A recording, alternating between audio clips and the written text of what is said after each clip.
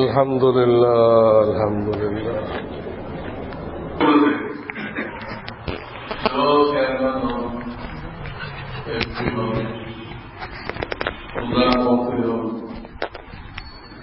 President হবে, তাহলে প্রতিযোগিতার ময়দান কয়টা বর্তমান বিশ্বে? হ্যাঁ, আপনার দেখা মতে প্রতিযোগিতার ময়দান কয়টা? একটা। সবাই এক লাইনে ছুটছে, ওর মধ্যে কামিয়াবি।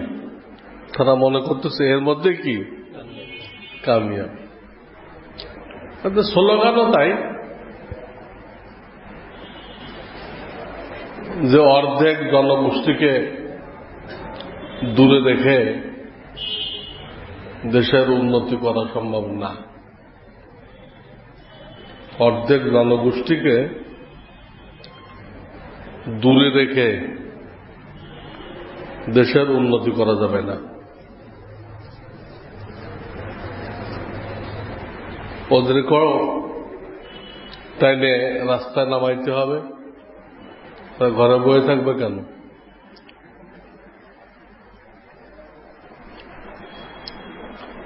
ওদের কি কোনো দিক দিয়ে কম আছে? ঘরে বসে থাকবে কেন?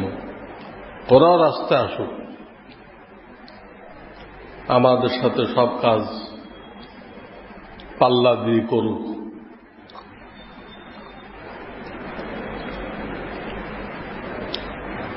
এই হল স্লোগান। ওয়ার্কার বাড়বে, মেয়েরা সব রাস্তায় নেমে গেলে ওয়ার্কার বাড়বে, উপার্জন বাড়বে, দেশ উন্নত হয়ে যাবে। ওয়ার্কার বাড়বে, উৎপাদন বাড়বে, আয় রোজগার বাড়বে, দেশ উন্নত হয়ে যাবে। কাফের মুশরিকদের এই মনোমুগ্ধকর স্লোগান, এই স্লোগান শুনে আমরাও বিশ্বাস করে নিছি। এর মধ্যে কত বড় শুভঙ্করের ফাঁকি আছে, কত বড় ধোঁকাবাজি, এটা আমরা চিন্তা করিনি। টোটাল ধোঁকাবাজি।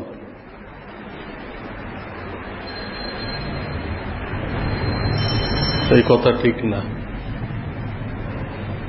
অর্ধেক জনগোষ্ঠীকে দূরে রেখে দেশের উন্নতি করা যাবে না, এটা ধোঁকাবাজি।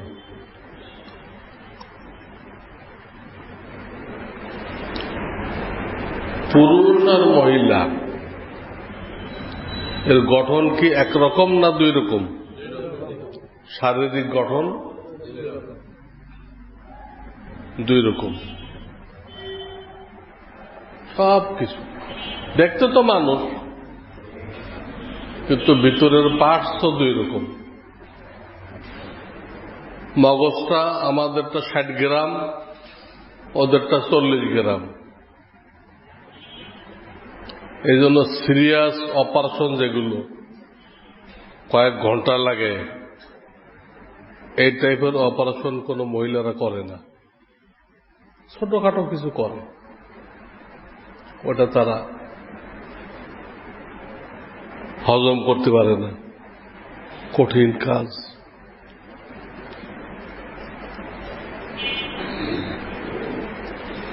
কাফেরদের দেশে যদিও খুব স্লোগান দেওয়া হয়েছে নারী মুক্তির, কিন্তু সেখানে নারীকে বড় কিছু দেওয়া হচ্ছে না। দেখান পুরা বিশ্বে কয়জন নারী প্রেসিডেন্ট হয়েছে? পুরুষের সাথে মিল করেন, অর্ধেক হয় কিনা? কয়জন নারী প্রধানমন্ত্রী হয়েছে?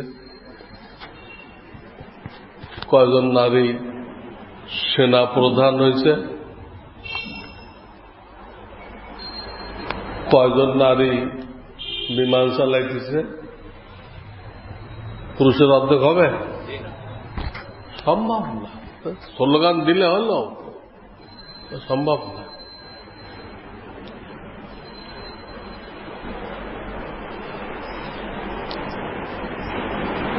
প্রশ্ন হলো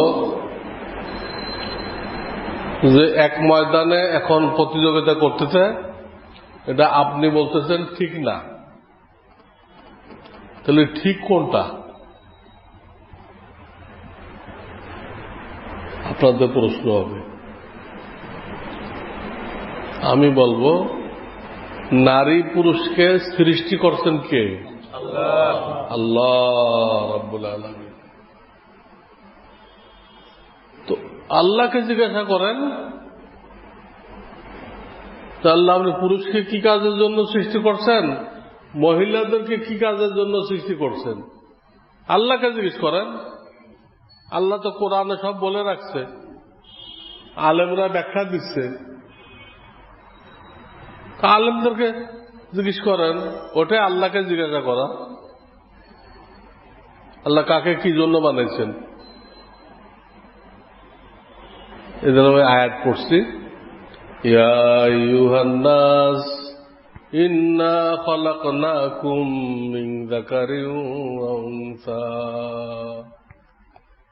হে লোক সকল, আমি তোমাদেরকে একজন পুরুষ একজন মহিলা থেকে সৃষ্টি করেছি। আদম হাওয়া, মানব থেকে না। তো বেঈমানি কথা। ডারউইনের বিবর্তনবাদ সম্পূর্ণ বেঈমানি, সম্পূর্ণ বেঈমানি কথা। এতে আমাদের ছেলেপেলেকে বেঈমান বানানো হইতেছে, আপনার কলিজার টুকরা সন্তানকে বেঈমান বানানো হইতেছে। আখিরাতে আপনার কোনো উপকার করতে পারবে না, আপনাকে টাইনে দোজখে নিতে পারবে। আবু ওই বেঈমানের লাইন আমাকে দিছিলে কেন?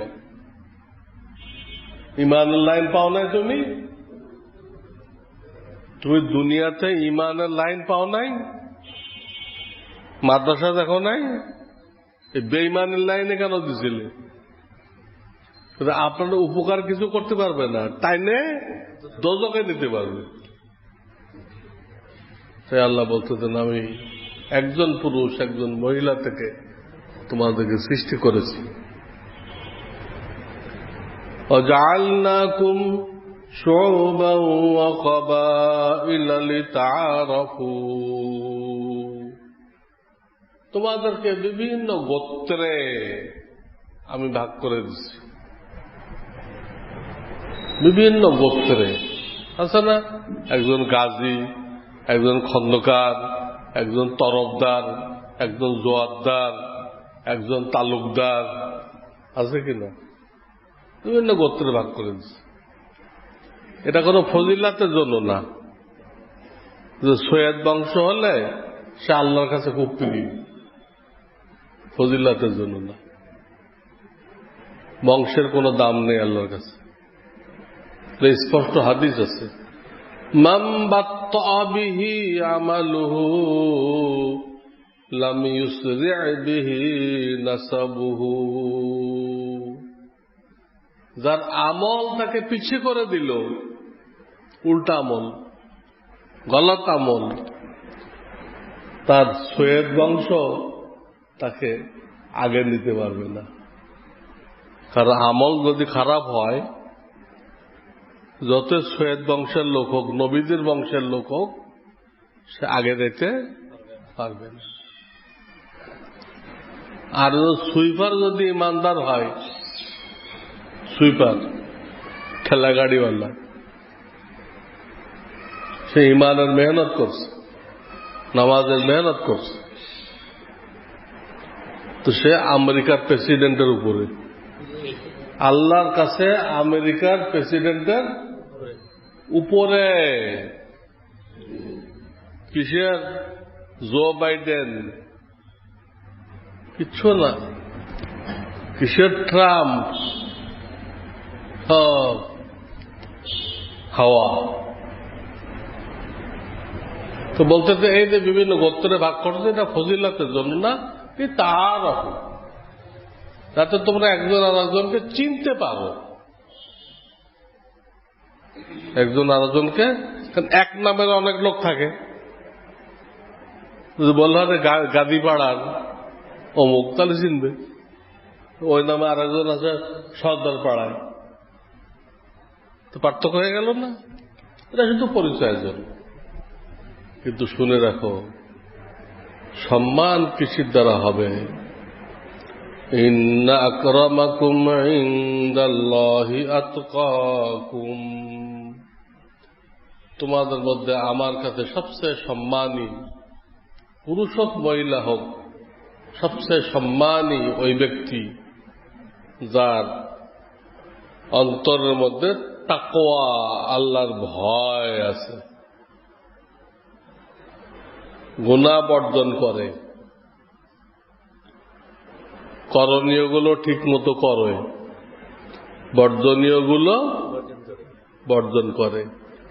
সুদ, ঘুষ, জুয়া, ক্যাসিনো, চুরি, ডাকাতি, মিথ্যা গীবাত, খুন খারাপি, বাপ মাকে কষ্ট দেওয়া, সব কি হারাম। এগুলোর থেকে বেঁচে থাকে। তাকওয়া থাকলে সে এগুলো করবে না। তো আল্লাহ বলতেছেন যার দিলে তাকওয়া আছে আমার কাছে সে দামি, সেই সম্মান। ইন্না আকরামাকুম ইনদাল্লাহি আতকাকুম ইন্নাল্লাহা আলিমুন খাবীর, নিশ্চয় আল্লাহ মহা জ্ঞানী এবং সকল বিষয় তিনি খবর রাখেন। তাকে খবর দিতে হয় না, নিজেই খবর রাখেন। এই আয়াত সামনে রাখেন আর গবেষণা করেন যে পুরুষ মহিলা কি একই ময়দানে প্রতিযোগিতা করবে? দৈহিক গঠন যখন দুই, তো কর্মক্ষেত্রও দুই, কর্মক্ষেত্রও কি দুই। এর আমি দুটা হাদিস শোনাব। জান্নাত থেকে আদম হাওয়া আলাইহিস সালাম যখন দুনিয়াতে আসলেন, তো আল্লাহর পক্ষ থেকে জিবরিল আলাইহিস সালাম আসলেন, এসে বলে দিয়ে গেলেন আদম আলাইহিস সালামকে বাইরের সকল কাজ, চাষাবাদ করা, ফসল লাগানো, এই টাইপের যত আছে, গরু ছাগল লালন পালন করা, এরকম বাইরের যত কাজ আছে এগুলো সব আপনার। আল্লাহর পক্ষ থেকে জিবরাইল বলে দিয়ে গেল। আর মা হাওয়াকে বলে দিয়ে গেল ওনার জন্য জান্নাতি দুম্বার থেকে কিছু লোম আনছিলেন, লোম, বড় বড় লোম।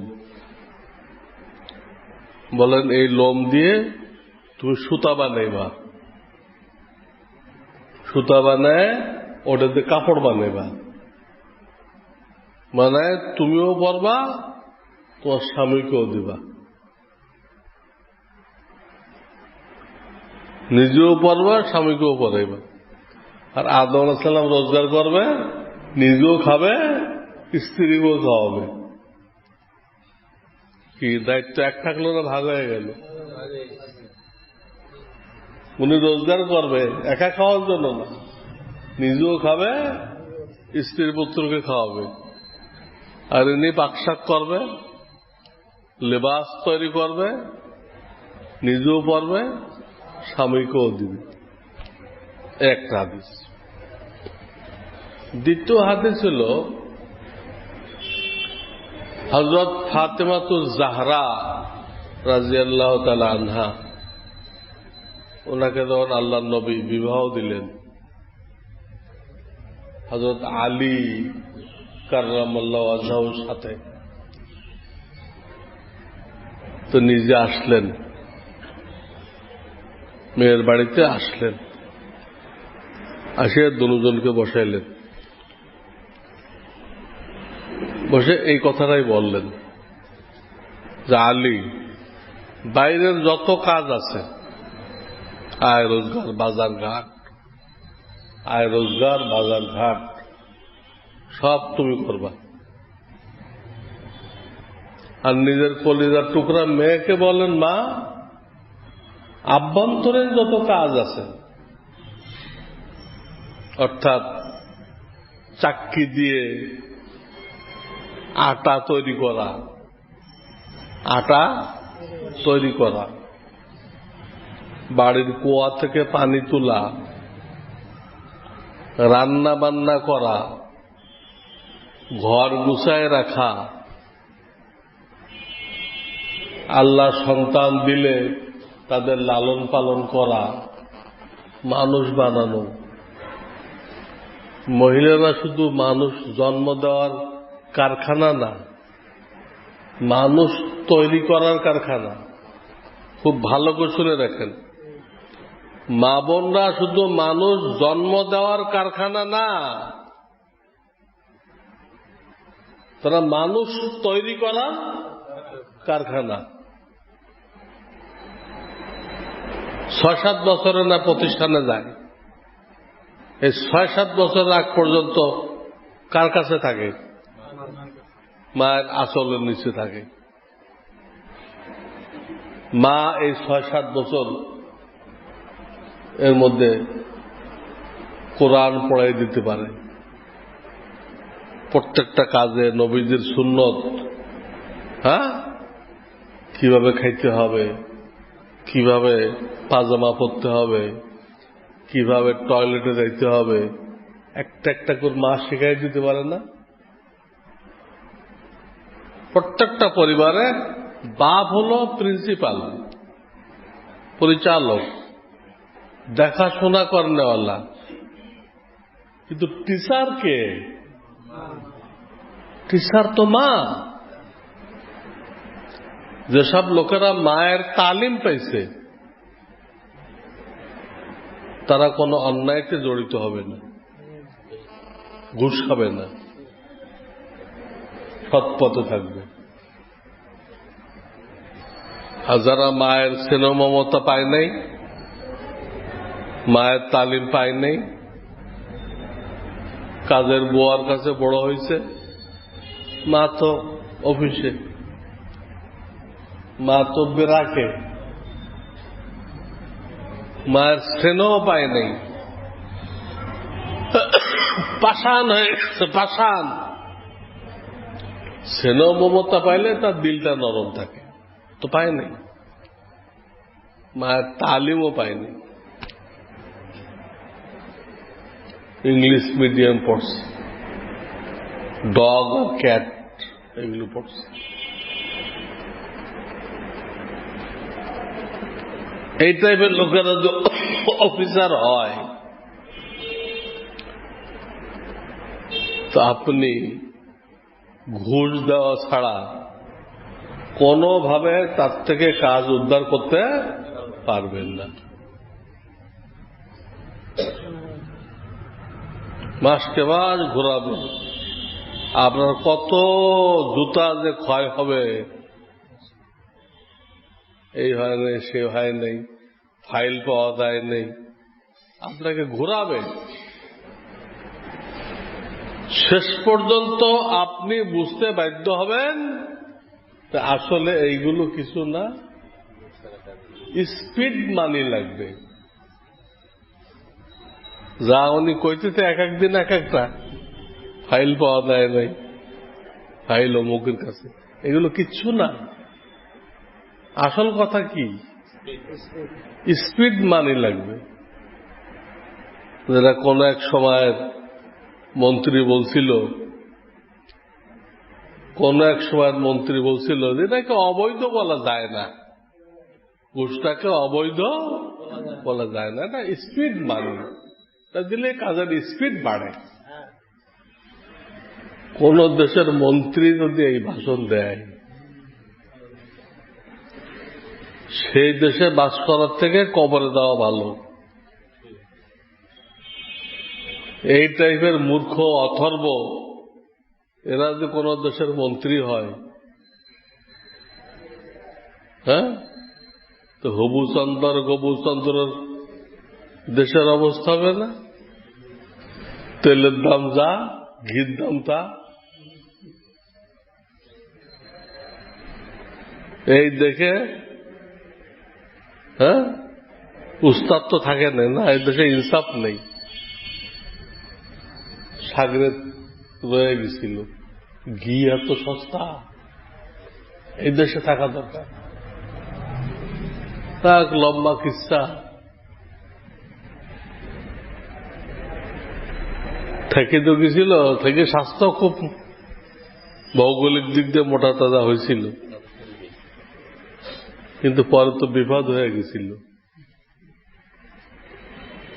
এক লোকের বাড়ি শীত কাটতে দেয়, ওয়াল পড়ে গেছে,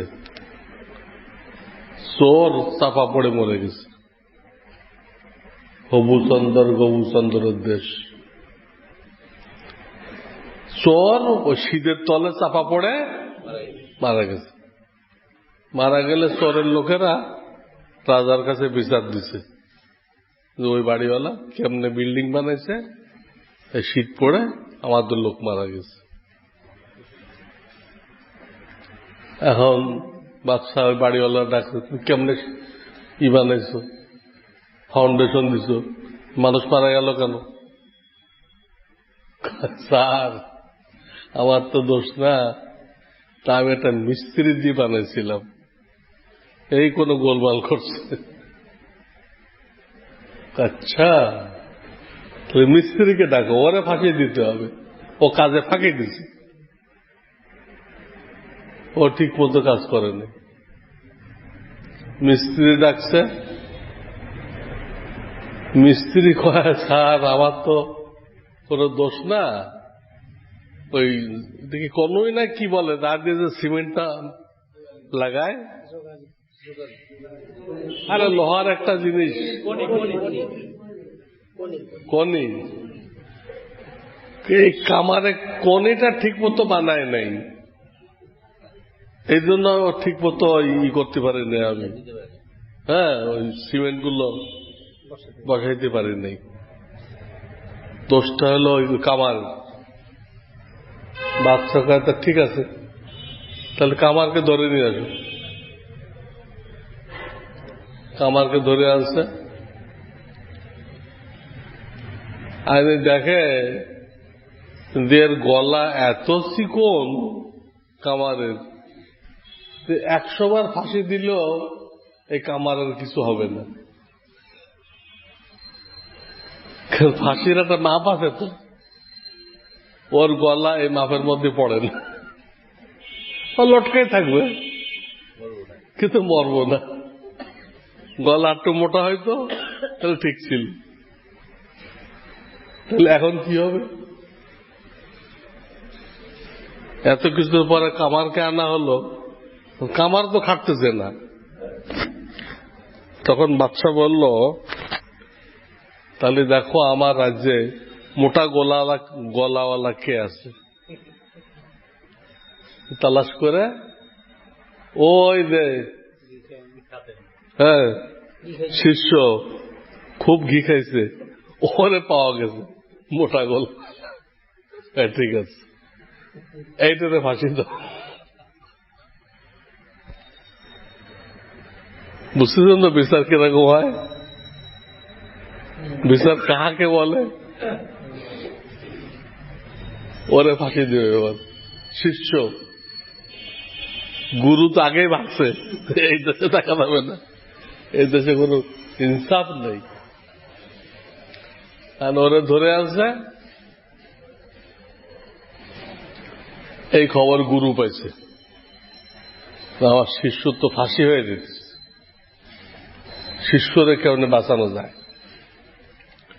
সে মোটা কিতাব কান্দে করে লয়ে আসছে, বহুত মোটা কিতাব, বুখারী শরীফের কয়েক গুণ বড়। এই কিতাব কান্দে করে লয়ে আসছে, কি কিতাব আল্লাহ জানে। একজন বলে ইটমান নাকি কিতাবের নাম, ইট দিয়ে বানাইছে তো, তাই ওই কিতাবের নাম ইটমান। এই কিতাব কান্দে করলে এসে আইনে বাদশাকে থামাই দিয়ে, বাদশা থামেন থামেন, আমার কথা শুনে।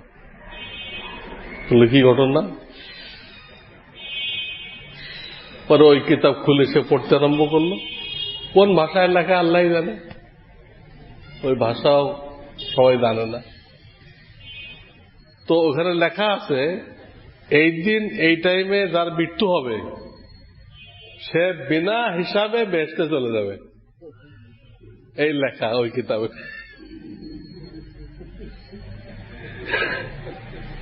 এইটা পড়ে সে বলল, স্যার এই সুযোগটা আমাকে দেন, বিনা হিসেবে বেচতে দেওয়া যাবে, তা আমাকে সুযোগটা দিলে ভালো হয়। এখন বাচ্চা বলছে, না এই সুযোগ তোমাকে দেওয়া যায় না, এত সুবর্ণ সুযোগ, এটা আমারই নিতে হবে।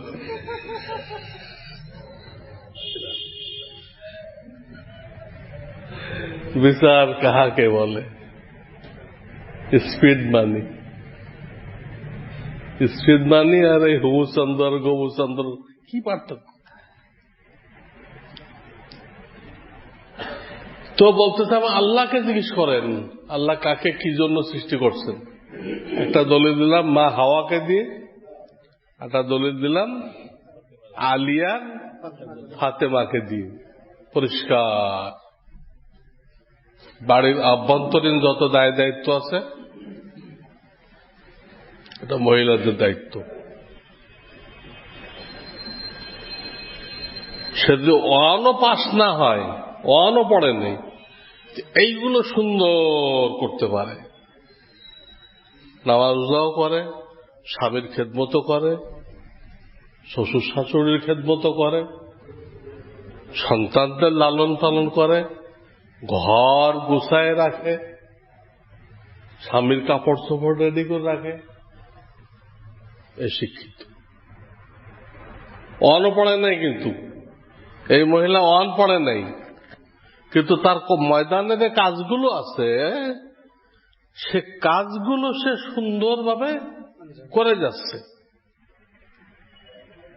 অন পড়ে নাই, এরপরও তাকে শরিয়াতে শিক্ষিত বলা হবে। তার ময়দানে সে কামিয়াব, তার ময়দানে। আর একটা মেয়ে এম কম বি কম, যত কম কম আপনি বলতে পারেন, আমি তো দুইটা কইলাম, সব কম কম পড়ে, কিন্তু পাক করতে দেন, কেউ তো খেতে পারবেন না, ও নিজেও খেতে পারবেন না, ওরা পাক করতে দেন, পাক করতে জানে না। ওরে ঘরের যে কোনো কাজে দিবেন, পারেন না।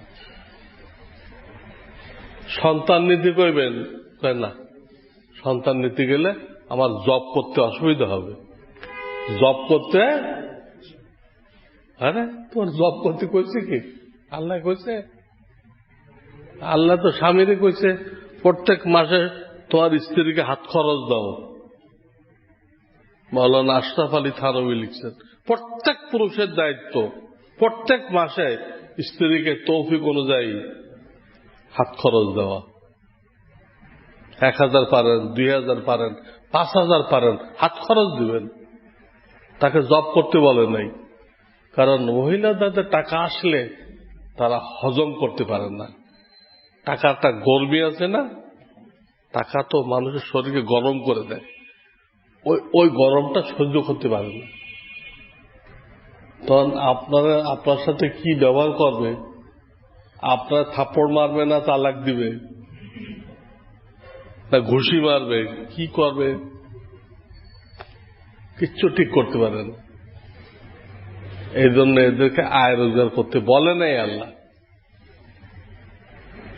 ওই দায়িত্বটা কাকে দিছে? পুরুষকে দায়িত্ব দিছে। সে একদম রাজরানী হয়ে ঘরের মধ্যে থাকবে, তার স্বামী তার সেবা করবে, তার বাপ সেবা করবে, কাপড় চোপড় দিবে, তার ছেলে মেয়েরা তার সেবা করবে, সবার সেবা পাইতেছে, হাত খরচ পাইতেছে, রাজরানী হয়ে আছে, সে ইজ্জতের সাথে আছে। ইসলাম আসার আগে তারা বাজারের পণ্য ছিল, বাজারে বিক্রি হইতো। স্বামী মরে গেলে স্বামীর মালের সাথে তার বিবিও বন্টন হয়ে যেত। ইসলাম এসে তাদেরকে মর্যাদা দিল, বিশাল মর্যাদা দিল। এই দিক দিয়ে স্বামীর হক, এই দিক দিয়ে বিবির হক, দুজনকে অধিকার নিশ্চিত করল এবং তাদের অধিকার আদায় করার জন্য তাদের নামে একটা সূরা নাযিল করল, সূরাতুন নিসা। পুরুষের নামে কোন সূরা নাযিল করে নাই, সূরাতুর রিজাল নেই, কোন সূরাতুন নিসা। বিরাট ইজ্জতের আসনে বসাই দিল এবং সন্তানদেরকে আল্লাহ বলে দিলেন যে তোমার বাপের যে হক তার থেকে 3 গুণ বেশি তোমার মায়ের হক। সন্তানের যে হক, তোমার বাপের যে হক তার থেকে 3 গুণ বেশি মায়ের হক। সন্তানকে বলে দেওয়া হল, হামালাতুহু কুরহা ওয়াযাআতুহু কুরহা ওয়া হামলুহু ওয়া ফিসালুহু 30 শাহরা। কোরআনের আয়াত 26 বার। এখানে 3টা কথা বলা হয়েছে। তোমার মা 9-10 মাস তোমাকে পেটে রাখছে, আপনার কান্দে 1 কেজি দেই না, আপনি কতক্ষণ রাখতে পারবেন? 1 কেজি। আর এই মা 10 মাস রাখছে, এরপরে মৃত্যুর সাথে সাক্ষাৎ করে সে এই সন্তানকে ভূমিষ্ঠ করছে। সন্তান জন্ম হওয়া কোনো সহজ কথা না, তো ফটাফট কেটে ফেললে। আগের যুগে কত মহিলা ইন্তেকাল করছে, তারা শহীদ হয়ে গেছে, বিনা হিসাবে বেহেশতে চলে গেছে। আর এক কষ্ট। এরপরে 30 মাস পর্যন্ত কোলে করে, বুকে কাঁধে করে এই বাচ্চাটাকে বড় করছে। তো কোনো পুরুষ পারবে? ছোটকালে বারবার পেশাব করে, বারবার পায়খানা করে, তো পুরুষ সহ্য করতে পারবে না। পুরুষ যদি পালতে দেওয়া হয় তো 2-1 বার সাফ করে দূর ড্রেনে, এটা ডাস্টবিনে দিয়ে আসো, সারা দিন পায়খানা করতে থাকে। কিন্তু মায়ের তো তা বলে না, মা তো ঠিকই লালন পালন করতেছে, পেশাব করে ভেজাই দিচ্ছে। ওই জায়গায় মা থাকে, বাচ্চাকে শুকনা জায়গায় রাখে, আমার বাচ্চার জন্য ঠান্ডা না লাগে। এই সমস্ত মায়ের কুরবানির বদৌলতে আজকে আপনি আমি ডাক্তার, ইঞ্জিনিয়ার, কত কিছু হয়েছে। হ্যাঁ, ইমাম, খতিব, মুফতি। কুরবানিটা কার?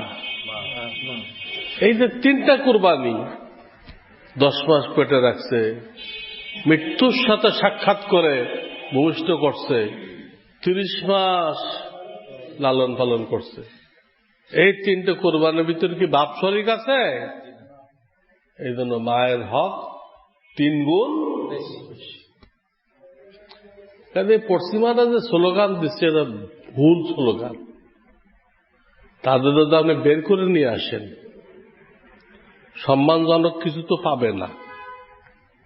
ওই ইট ভাঙবে, মানুষের বিল্ডিং তৈরি করবে, রাস্তা বানাবে। হ্যাঁ, এই সমস্ত অসম্মানজনক কাজ করবে। আবার ঘরে ফিরে তার যে দায়িত্ব ছিল পাকশাক করা, ওগুলো কিন্তু ঠিক আছে, একটাও কমে নেই।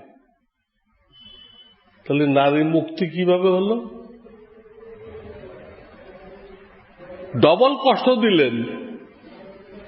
আগেরটা ঠিক আছে, আবার তার দিয়ে ইট ভাঙাইতেছেন, রাস্তা বানাইতেছেন, আবার সেটা নাম দিয়েছেন কি? নারী মুক্তি। 18 বছর থেকে একদিনও কম থাকলে তার নাম দিছে কি? বাল্য বিবাহ। আর 15 বছরে বালেগ হয়ে যায়, মা হয়ে যায়। মা হওয়ার পরও 3-4 বছর পার হয়ে গেছে, এখনো ইসলামের দুশ্মন, দেশের দুশ্মন, এনজিও, এই বেরাক, আশা যত আছে সব ইসলামের দুশ্মন, দেশের দুশ্মন, মা বোনদের ইজ্জতের দুশ্মন। এরা আগে একবার ব্যবসা করতে এসে এদের দখল করছিল, ইংরেজদের হিন্দুদের সাথে ষড়যন্ত্র করে, আবার 100 বছর যাইতে না যাইতে আবার আর এক নামে আসছে, শিক্ষা এবং সেবার নামে আসছে।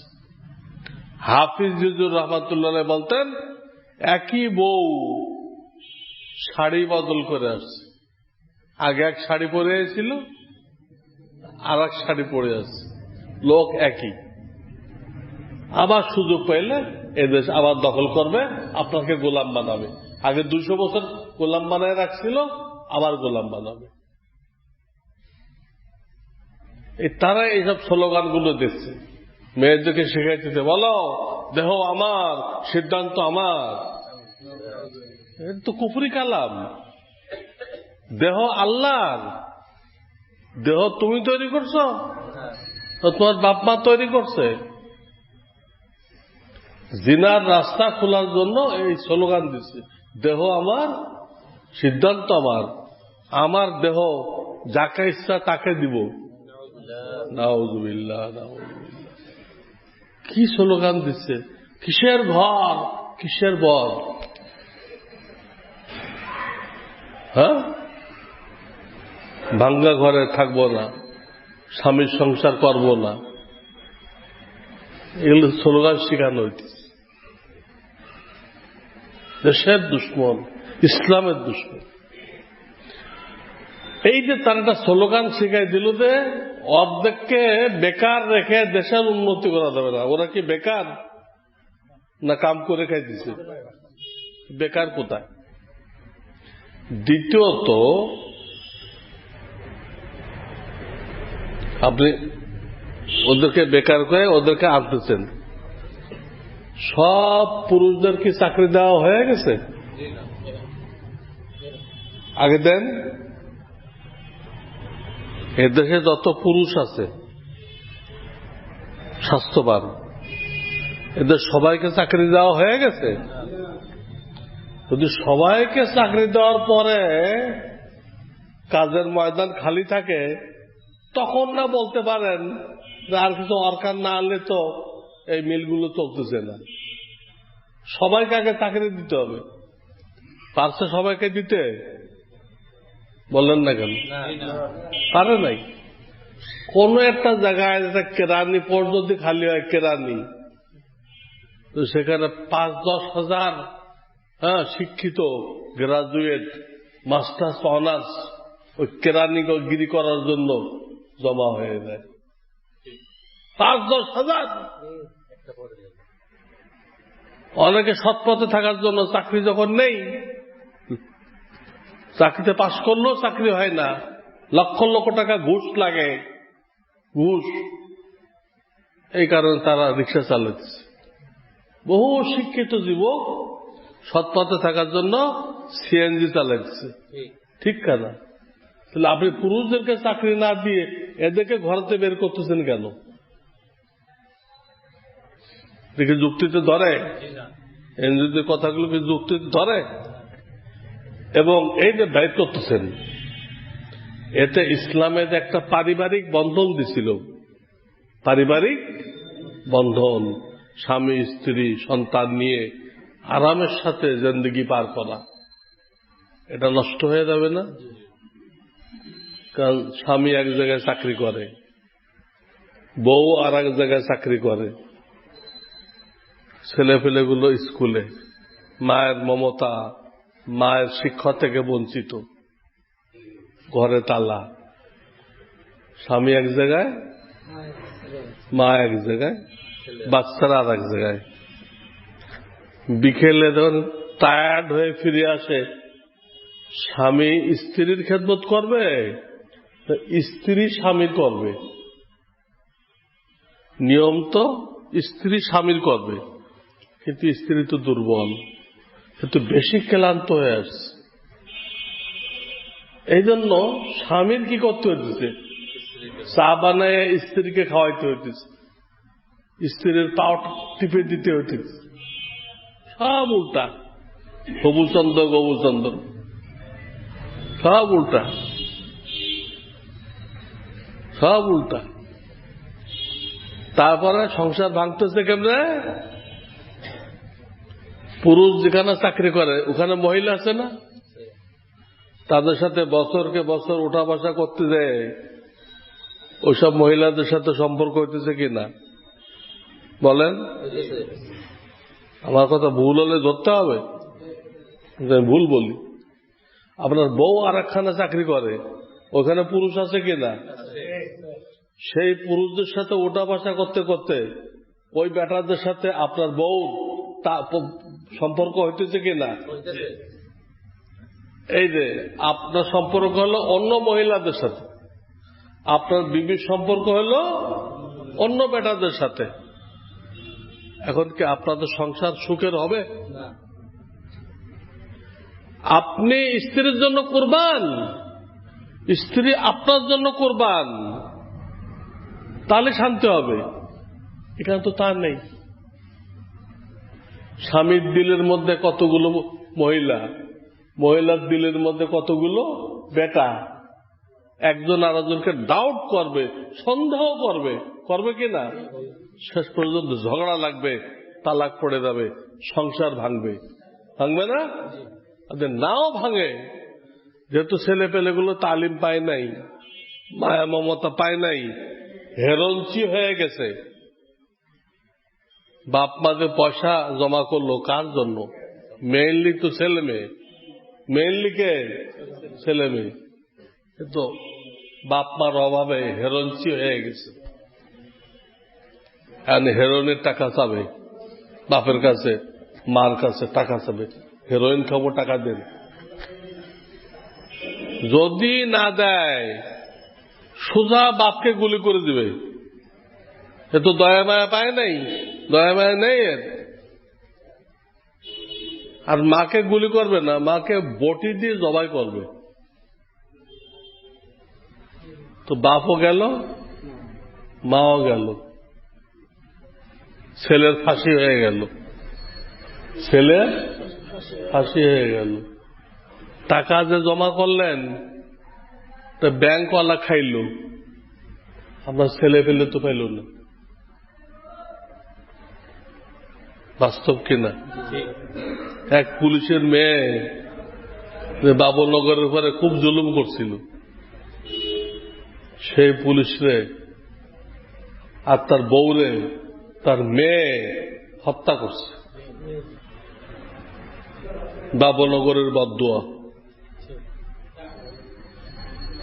তার নিজের মেয়ে তার প্রেমিককে নিয়ে ওই পুলিশটাকে হত্যা করছে, তার নিজের মাকে হত্যা করছে। এই তো আধুনিক, এই তো ব্রিটিশ শিক্ষা, ব্রিটিশ সিলেবাস। এই জন্য মুক্তির একমাত্র রাস্তা আমাদেরকে ইসলাম শিখতে হবে, কর্ম ময়দান পৃথক করতে হবে। ইসলাম শিখতে হবে, কর্ম ময়দান পৃথক করতে হবে, তাহলে আমরা সুখী হব। এর বাইরে আপনি যত র্যাব আনেন আর যা আনেন, সুখ শান্তির নামও দেখতে পারবেন না। আমার কথা কি কিছু বুঝছেন? এটা অনেক লম্বা একটা বিষয়, আমি খুব শর্টকাটে বললাম, কিন্তু আমার আর একখানে প্রোগ্রাম আছে। আশা করি কিছু না কিছু আপনারা বুঝছেন যে এনজিওদের স্লোগান মিথ্যা। অর্ধেক লোক বেকার না, তারা কাজে আছে, ওদেরকে টাইনে আনার দরকার নেই। যেহেতু সমাজে লক্ষ লক্ষ যুবক বেকার, ওদেরকে আনো। মহিলাদেরকে না এনে ওদেরকে আনো, ঠিক কিনা? এই এনজিও গুলো কোন পুরুষকে লোন দিবে না, লোন দিবে কাকে? ওই মহিলাকে। তার মানে যে কোনো মূল্যে মহিলা বের করো, যাতে জিনা ব্যভিচারকে ব্যাপক করা যায়। জিনা ব্যভিচারকে, কারণ যদি হালাল জাদা হয় এরা এনজিওদেরকে মানবে না, ইংরেজদেরকে মানবে না। জিনা ব্যভিচার ব্যাপক হয়, হারামজাদা হয় সব, ওরা এনজিওদের গোলামি করবে, এনজিওদের গোলামি করবে। ওরা এটা চাইতেছে, ওরা আমাদের দুশ্মন। আপনার দায়িত্ব কি? দুশ্মনের ব্যাপারে হুঁশিয়ার থাকা না উদাসীন থাকা? আমরা হুঁশিয়ার নেই, আমরা দুশ্মনের ব্যাপারে উদাসীন। দুশ্মন আমাদেরকে যেমনে নাচায় তেমনে নাচি, আমাদের কোনো মাথা কাজ করতেছে না, মাথা কাজ করতেছে না। আর সারা দুনিয়ার কাফেররা বাহবা দিচ্ছে, আরে নারীর সমতায়ন করা হয়েছে, খুব বাহবা দিচ্ছে। বাহবা না, এগুলো পাম দিচ্ছে, পাম। আর আমাদের নেতারা ফুলে আষাঢ়ে ব্যাং হইতেছে, আষাঢ়ে ব্যাং হইতেছে। তারা জানে না কাফেররা কখন প্রশংসা করে? যখন মুসলমান নেতারা ইসলামের 12টা বাজায়, ইসলামের ক্ষতি করে, তখন তারা প্রশংসা করে। তো নারীর ক্ষমতায়ন করে ইসলামকে ধ্বংস করা হইতেছে, পারিবারিক বন্ধনকে খতম করা হইতেছে। 4-5টা ছেলে ফেলে থুয়ে মেয়েরা আর একজনের হাত ধরে চলে দিচ্ছে, এইগুলোর কারণে প্রশংসা করতেছে। আর আমাদের নেতারা মনে করতেছে সাংঘাতিক কাজ করছে, আমরা সাংঘাতিক কাজ করছি। কি কাজ করছো? ইসলামকে ধ্বংস করছো, ইসলামকে ধ্বংস করছো।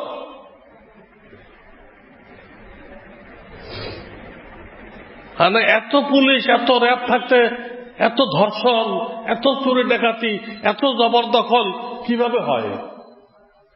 কিভাবে হয়? এই র্যাবেরা কি ঘাস কাটে? পুলিশরা ঘাস কাটে? নাউযুবিল্লাহি মিন যালিক। এজন্য ভাই আমি আর কথা বাড়াবো না, আমার কথা এতটুক, ইসলামী তালিম নিতে হবে। আর কর্ম ময়দান কি করতে হবে?